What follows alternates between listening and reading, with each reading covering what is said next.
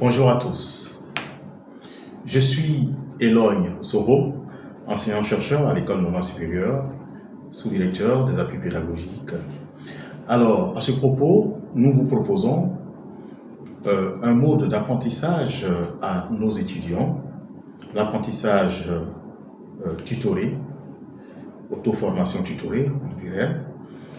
Alors, cela consiste à mettre à disposition des étudiants nos contenus de cours avec des épreuves d'auto-évaluation, de sorte que ces élèves, au regard de leurs nombreuses charges en termes de charges de cours, puissent apprendre, s'auto-évaluer en temps voulu, surtout qu'avec les moyens de transport un peu difficiles en ce moment, ils peuvent passer 2 à 3 heures en transport. Ils peuvent profiter de ces moments-là, grâce à leurs terminaux, effectuer des révisions, des mises à niveau, etc. Et donc, ce mode leur permettra aussi, n'est-ce pas, de participer éventuellement à des activités de jeux concours de scène émulation. Tout à l'heure, nous vous montrerons, n'est-ce pas, un modèle démonstratif avec le cours d'épistémologie, n'est-ce pas, de l'histoire. Merci et à tout à l'heure pour le démonstratif. On y va donc. Merci. Alors, une fois connecté sur votre espace de formation, vous voyez que vous êtes bien sur votre tableau de bord. Alors, sur l'onglet Mes cours en cours, vous voyez bien le cours d'épistémologie, d'histoire, c'est-à-dire le code d'UE HGE 113. Vous y cliquez et vous atterrissez dans l'espace de cours. L'espace de cours, en ce moment pour le démonstratif, pour faire cacher, n'est-ce pas, cette barre de navigation, vous n'avez qu'à cliquer ici, voilà, pour bénéficier d'un maximum, n'est-ce pas, d'affichage. Vous pouvez cliquer ici aussi pour cacher les blocs, voilà. Vous avez votre cours tout à vous. Alors, vous pouvez, n'est-ce pas, vous avez ici toutes les sections affichées. La section de généralité qui est là, la section d'épistémologie de l'histoire, n'est-ce pas, qui présente le cours d'épistémologie, et donc le grand 1 de ce cours, chapitre 1, le chapitre 2, le chapitre 3, et enfin la conclusion, avant d'aborder, n'est-ce pas, la section d'évaluation de la formation, qui présente l'examen en ligne, l'évaluation de la formation et le certificat d'achèvement de formation à télécharger. Ensuite, suit, n'est-ce pas, l'épistémologie de la géographie. Donc, l'espace de cours est consacré, n'est-ce pas, à l'UE épistémologie de l'histoire et géographie. Pour commencer le cours, tout se passe dans la section, tout commence par la section généralité. Le support de cours en version PDF est bien disponible ici, mais nous ne pouvons pas y avoir accès en y cliquant parce que nous n'avons pas encore fini tout le cours qui se conclut par l'évaluation de la formation. L'évaluation de la formation n'est pas l'évaluation, n'est pas l'examen auquel est soumis les élèves, les étudiants, c'est plutôt l'examen auquel est soumis le formateur et son mode d'apprentissage. Et donc, ce sont les élèves, les étudiants qui évaluent l'enseignant. Donc, sans avoir fait ça, on n'a pas accès encore au support de cours. Pour progresser, vous verrez que chaque section est verrouillée et l'accès est conditionné par l'activité qui précède. Alors, on nous exige ici de choisir l'équipe de travail. C'est ce qu'on va faire. Alors, je suis du TD1 équipe A ou suis-je du TD1 équipe B? Je crois que non, je suis du TD2 équipe B. Voilà, donc les équipes A, B, C, ça ce sont des groupes de TD. Donc je coche là, voilà. Une fois j'ai choisi l'équipe dans laquelle je veux faire partie, si je suis du groupe TD2, je ne peux pas choisir ce groupe-là si j'appartiens au TD1. Voilà. Donc je coche là et j'enregistre mon choix. Voilà. Et pour les autres qui viendront, s'ils veulent voir dans quel groupe leurs copains se trouvent, Alors, ils n'ont qu'à, j'ai toujours la possibilité de changer d'équipe, hein. Ça, on vous le concède. Voilà. Donc, si je me suis trompé, je coche là. Voilà. Donc, j'ai déjà enregistré mon choix dans tous les cas. Je peux toujours supprimer mon choix. Alors, pour voir si, n'est-ce pas, l'étudiant Zagadou et autres avec qui je veux travailler a choisi quelle équipe, je vais afficher les membres de l'équipe ici. Et je vois bien Zoro. Si je veux me joindre à lui dans son équipe, alors je choisis son équipe.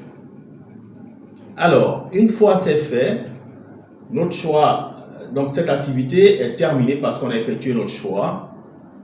On va maintenant, on retourne dans la section généralité et on a finalement accès au forum de socialisation. Alors, nous sommes en mode formation en ligne et certainement que nous n'avons pas encore côtoyé les amis de classe. Déjà, la plateforme numérique nous permet, n'est-ce pas, de socialiser, n'est-ce pas, avec nos camarades de classe. Même en ligne, même dans le numérique, on socialise. Les réseaux sociaux nous l'ont démontré. Hein, donc, voilà, donc déjà, il suffit de cliquer là. Et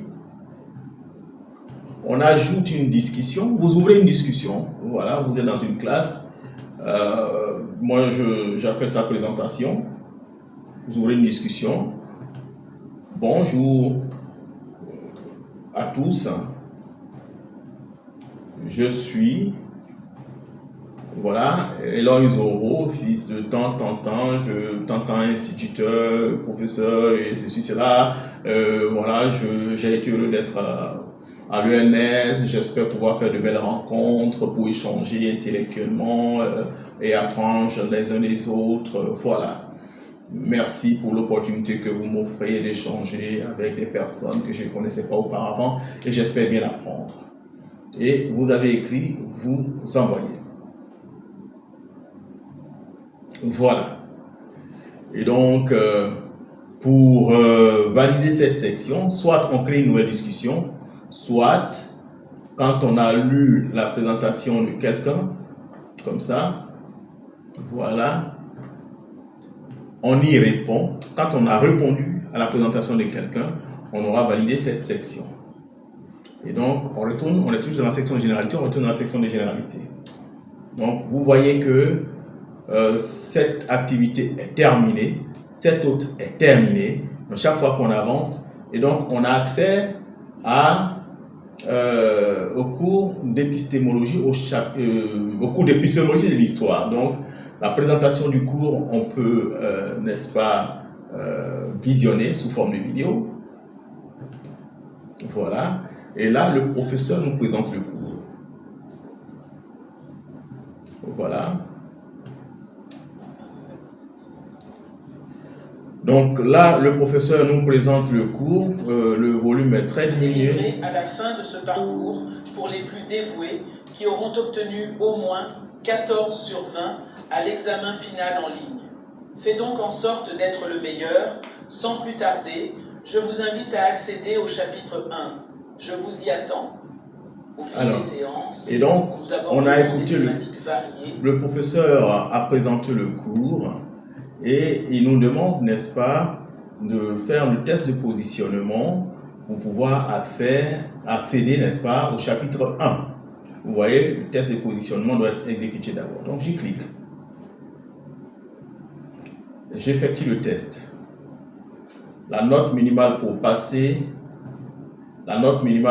est 7 sur 10. Donc, je dois faire en sorte que j'ai 7 sur 10.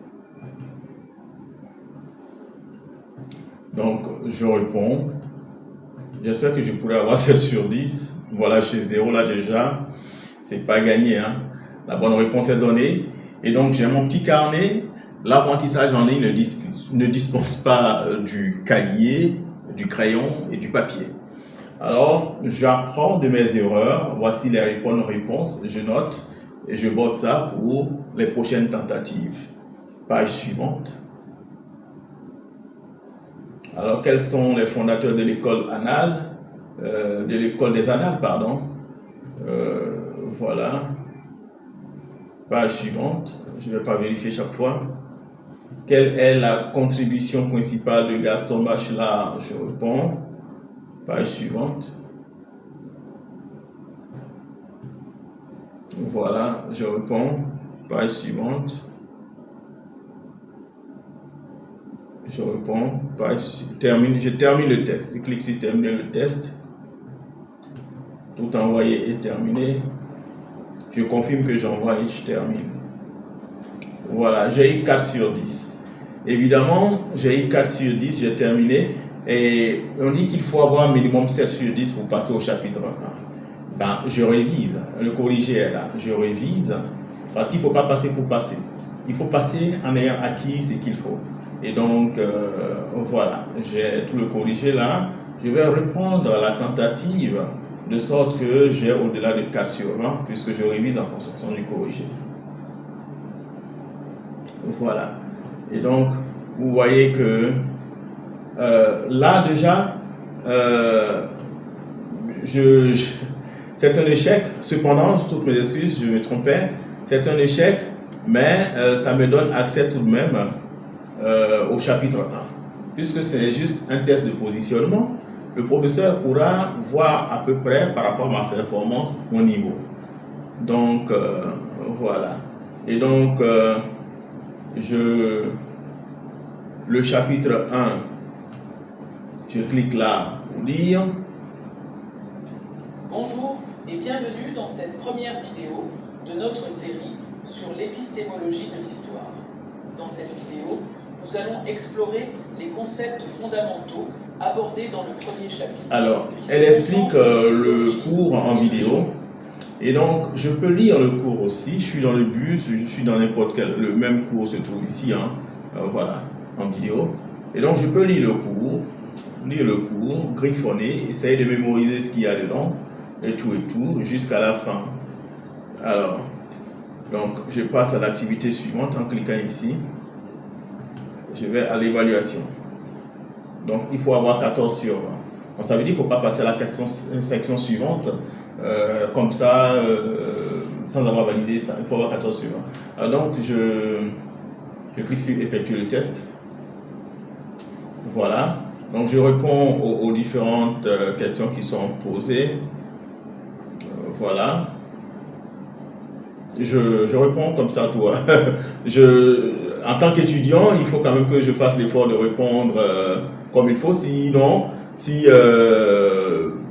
je ne étudie pas pour répondre, je perdrai plus de temps.